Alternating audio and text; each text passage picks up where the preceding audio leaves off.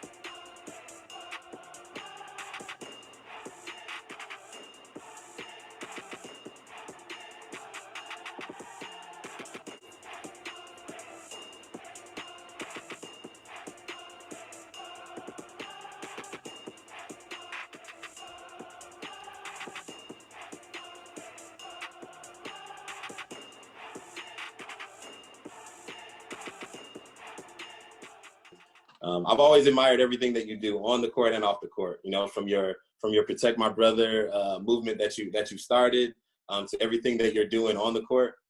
Man, I admire everything you're doing. I honestly do. And I know I'm the Paralympian speaking to you, but I really look up to the things that you do, and I hope that you continue to do great things. And you know, thanks to the Hartford and thanks to Move United, you're going to be able to do some great things in that chair. Thanks to the Hartford and Move United for all the great things that they're doing and providing wonderful opportunities. And I think this is one of those opportunities that's going to pay even bigger dividends than seeing you win championships and Paralympic medals, which I think is in your future as well. But to see what you're going to do as a person is even more exciting.